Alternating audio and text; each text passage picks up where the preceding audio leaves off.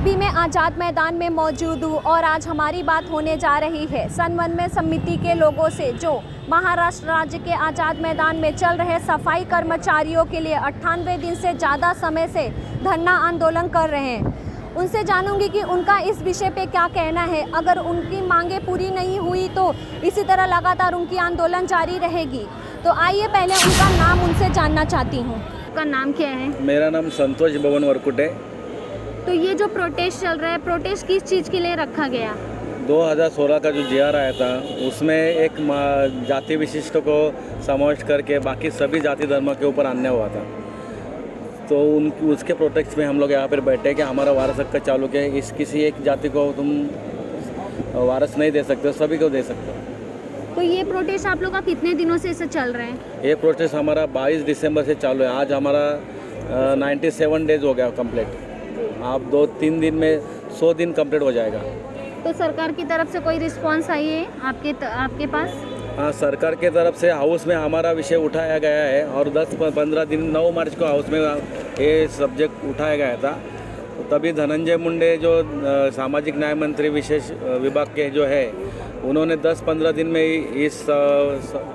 इसके ऊपर सॉल्यूशन निकालने का आश्वासन दिया था जी।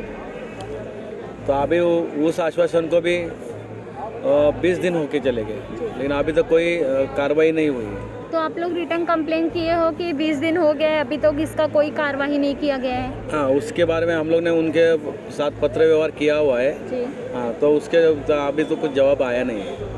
तो आगे आप लोग का क्या एक्शन रहेगा? लेकिन आप लोग की ये चीज़ पे अगर नहीं कार्रवाई की जाएगी तो एक्शन नहीं लिया जाएगा, तो आप लोग का क्या एक्शन रहेगा? ये आने वाले 2 तारीख को हम लोग प्रतीक्षा गुड़ी उभारने जो मराठी में रहता है गुड़ी पाड़वा, उस दिन हम लोग प्रतीक्षा का गुड़ी उभारने वाले हैं। ऑल ओवर महाराष्ट्र राज्य में जितना भी महानगर पालिका नगर पालिका जो है उनके सफाई कर्मचारी है वो अपने अपने जगह पे इसका गुड़ी उभारेंगे और सरकार के न्याय की प्रतीक्षा करेंगे। तो आपसे ये जानना चाहती हूँ कि जो आप लोग सफाई कामगार का ये यहाँ पे प्रोटेस्ट किए हो 98 डेज से, तो ये प्रोटेस्ट कहाँ कहाँ चल रहा है आपका? ये प्रोटेस्ट ऑल ओवर महाराष्ट्र में चल रहा है, लेकिन सभी नगर पालिकाओं के ये प्रतिनिधि यहाँ पर आज़ाद मैदान में आके बैठते हैं। हर प्रतिनिधि अपने नगर पालिका में बैठने के बजाय आज़ाद मैदान में आके यहाँ पे धरने आंदोलन में बैठते हैं जी। तो इसमें कितने लोग शामिल हैं आपके साथ? यहाँ पूरे महाराष्ट्र राज्य कम से कम 20,000 लोग शामिल हैं। तो महिलाओं की संख्या आप बता सकते हैं? कम से महिलाओं की संख्या भी 50% है जी। अभी हाल में आपका देखी थी एक वीडियो की, आप विधानसभा के सामने प्रोटेस्ट जारी किए थे, तो प्रोटेस्ट में आपका क्या किया गया, मतलब कुछ एक्शन लिया गया था इसके बाद? वो प्रोटेस्ट हम लोग ने इसलिए किया था कि गए 2016 से हम लोग यहाँ को निवेदन पत्र व्यवहार ऐसा दे रहे, लेकिन कोई कार्रवाई नहीं होने की वजह से हम लोग ने धरना आंदोलन में यहाँ पे आके लास्ट बैठे और उस पर भी कार्रवाई नहीं होते देखते हम लोग ने फिर मंत्रालय को घेराव किया था। और वो घेराव किया था तभी हम वहाँ के जो प्रधान सचिव थे अंजलि मुखर्जी, उन्होंने हमको बुलाया था और इसके ऊपर जल्द से जल्द कार्रवाई करेंगे और हम आपके समर्थन में है।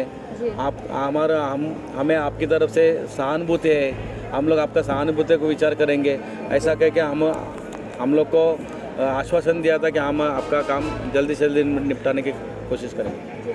तो अपच पार्टी से कोई भी नेता या कोई भी ऐसे लेडीज़ महिलाएं नेता कोई भी आपसे मिलने के लिए यहाँ पे आई? आज़ाद मैदान पे कोई नहीं आया है, हम खुद ही सब पार्टियों के नेताओं से मिले, अपोजिशन हो या पोजीशन में हो, सभी से हम लोग ने निवेदन पत्र व्यवहार किया। माननीय सुप्रिया सुले उनसे निवेदन दिया है, माननीय सर्वा शरद पवार जी साहब उनसे भी हमने मुलाकात किए, उनके मंत्री जयंत दादा पाटिल जो जल संपदा मंत्री है उनसे मुलाकात है, उनको निवेदन दिया है।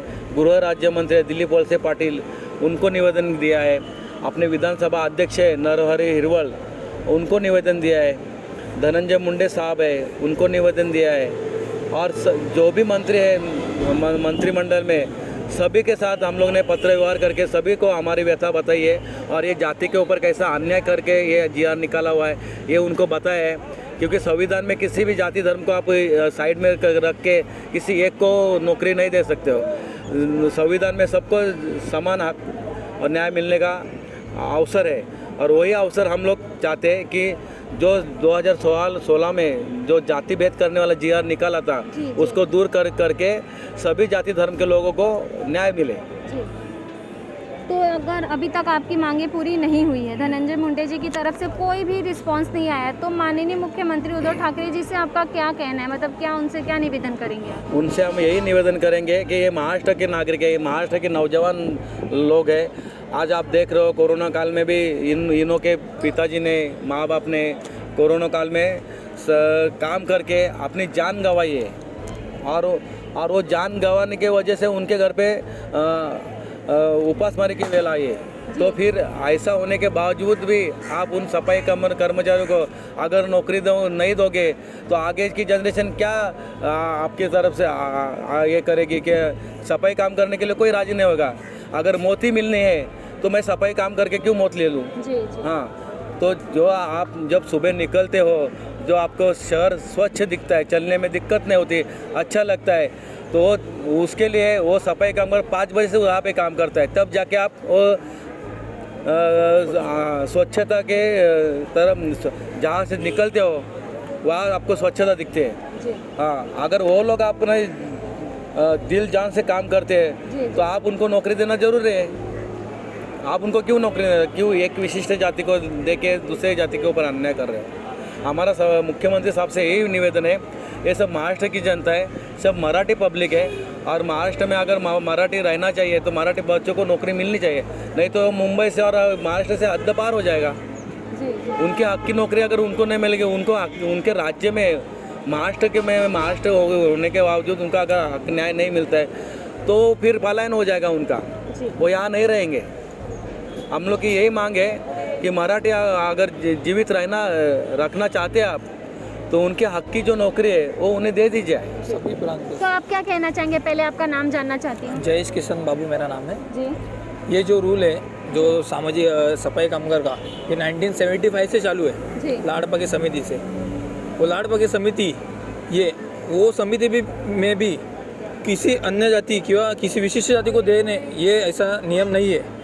सब जाति के प्रांत काम करते हैं, मराठी रहे, हिंदू रहे, कौन से ही अन्य सब जाति के काम ये सफाई कामगार काम करते हैं। हमारा सिर्फ यही है कि जो भी सफाई कामगार जो साफ सफाई करता रहेगा उनको वारस हक्क देना जरूरी है। जो घान बत्ता, जो गंदगी में काम करता रहेगा उसको सफाई पे, जो जिसके पिताजी मर गए, कोरोना में मर गए, उनको कोरोना योद्धा कहलाते, उनको आज नौकरी नहीं मिल रही है।